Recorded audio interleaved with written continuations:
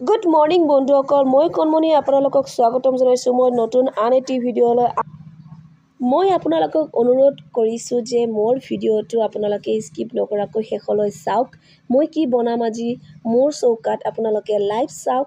তো সেইকাৰণে মই ভিডিঅ'টো আপোনালোকৰ কাৰণে বহুত কষ্টকৈ বনাবলৈ আজি আৰম্ভ কৰিছোঁ।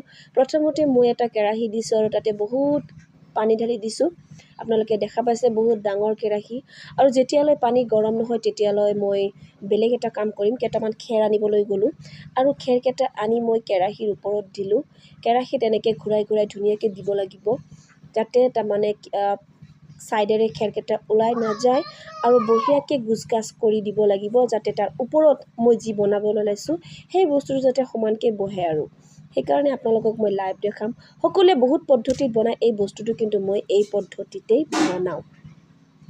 আপোনালোকে যেতিয়ালৈ পানী গৰম নহয় তেতিয়ালৈ মই গুড়া দিছোঁ আৰু ইফালে চাউলৰ গুড়া মই বঢ়িয়াকৈ মিক্সাৰ মেচিনত গুড়া কৰি লৈছোঁ। আৰু তাৰপিছত মই মোৰ কেইটামান মুখা লৈ আহিছোঁ যাতে ঢাকন লাগে। কিছুমান মানে সৰু সৰু ঢাকনত মই বস্তুটো বনাই বহুত ভাল পাম।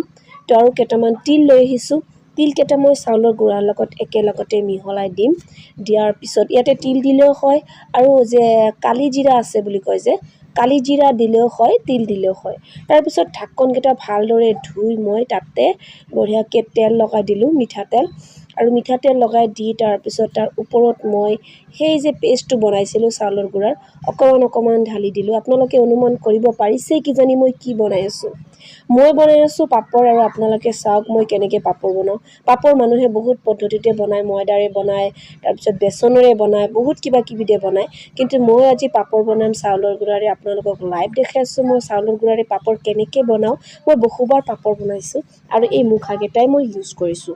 আৰু কেতিয়াবা কঁঠালৰ পাতেৰে বনাইছোঁ, বহুত ভাল লাগে। আৰু কেতিয়াবা জলফাই টেঙাৰ পাতেৰেও বনাইছোঁ। কিন্তু বৰ্তমান যিহেতু আধুনিক ছিষ্টেম, উন্নত মানৰ সকলো বস্তু ওলাই গৈছে, তো গছৰ পাত তাত আৰু নানো যিহেতু জংঘল হৈ যায় ঘৰত। মই এনেকৈ ঢাকন চাকনেৰেই বনাওঁ। প্লেট আছে বা ডাঙৰ প্লেট যেনেকৈ নহওক মানে যিটো পাওঁ আৰু সেইটোতে বনাওঁ। আপোনালোকে চাই এতিয়া পানীখিনি গৰম হৈ গৈছে আৰু মই এটা এটাকৈ বস্তুবিলাক বহাই দি আছোঁ। তাৰপিছত বঢ়িয়াকৈ ঢাকনেৰে ঢাকি দিব লাগিব যেতিয়ালৈ এই বস্তুখিনি মানে ভাপত বস্তুটো বইল নহয়। তো আপোনালোকে চাইছে মই ঢাকনেৰে ঢাকি দিলোঁ আৰু অলপ পিছতে, কিন্তু ইয়াতে সময়ে নালাগে, মানে 2-3 ছেকেণ্ডমান পিছতে লগে লগে মানে হৈ যায়। আৰু তো আপোনালোকে নমাওক আৰু উঠাওক আৰু নমাওক আৰু উঠাওক। তাৰপিছত ইয়াৰে পৰা আকৌ ওলাব লাগিব। তো চিম্বাই দৌৰ পাৰি আহিছে, চিম্বাই বোলে ইয়াতে কাম কৰিব। চবকেইটাই মানে ইয়াতে ভিৰ লাগি গ'ল। এতিয়া সেই ঢাকনৰ পৰা পিঠাকেইটা ওলাব তাৰমানে সিহঁতে। কি ক'ব বন্ধুসকল, মই কিবা এটা বনাব খুজিলে ইহঁতক ওচৰৰ পৰা গুচাবই নোৱাৰোঁ। চিম্বাই ভাবিছে এইবিলাক ডাইৰেক্ট খাব লাগিব কিজানি, কিন্তু এইবিলাকতো ডাইৰেক্ট খাবই নোৱাৰি।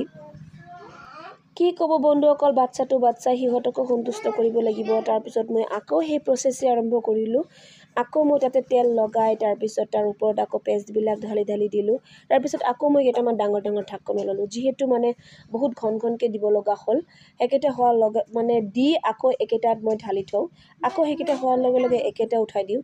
তো সেনেকুৱা প্ৰচেছত মই বহুত পিঠাই বনালোঁ। দেখা পাইছে আপোনালোকে। প্ৰথমতে কি হৈছিলে, মই ষ্টীলৰ ঢাকনকেইটাত মই তাৰমানে তেল দিয়া নাছিলোঁ। ভাবিছিলোঁ যে ষ্টীল কিজানি ইমান আঠা নালাগে, কিন্তু নহয়, মানে সঁচাকৈ অলপ আঠা লাগি ধৰিছিলে। তো আকৌ পিছত মই তেল দিলোঁ আৰু ইহঁতক চাওক এটা এটাকৈ ওচৰৰ পৰা গুচা নাই। আৰু মই সেইকেইটা নমালোঁ, যিকেইটা হৈ গ'ল সেইকেইটা নমাই আকৌ মই সেই ডাঙৰ ঢাকনৰকেইটা তুলি দিবলৈ ধৰিছোঁ। বন্ধুসকল কি ক'ব, মানে ৰোজা যিহেতু গৈ আছে, ৰমজান মাহ শেষ হ'বই, তো ঈদ আহি আছে কাৰণে মই পাপৰ বনাবলৈ ওলাইছোঁ। আপোনালোকে চাই আছে আমাৰ মানে ধৰ্মত বহুত কিবা কিবি বনায়।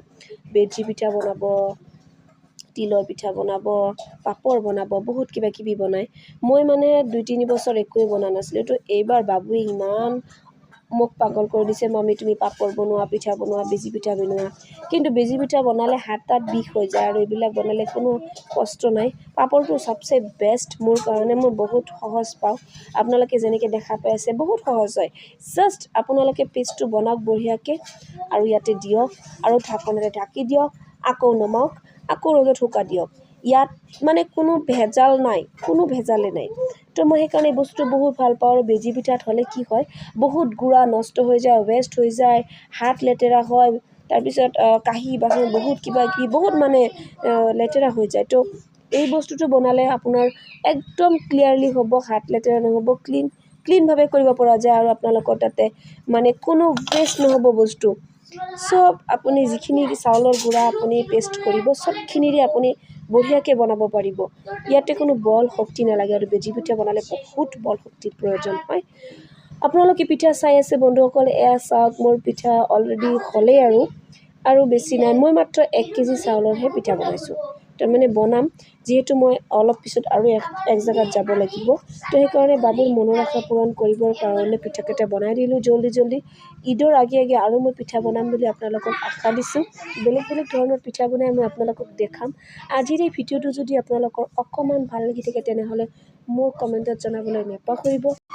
আৰু মোৰ ইউটিউব চেনেলটো ছাবস্ক্ৰাইব কৰিবলৈ নেপাহৰিব। কুইন ভিলেজ ব্লগ, এইটো হ'ল মোৰ ইউটিউব চেনেল। তো আপোনালোকে মোৰ ইউটিউব চেনেলটো ছাবস্ক্ৰাইব কৰিবলৈ নেপাহৰিব আৰু কমেণ্টত জনাবলৈ নেপাহৰিব।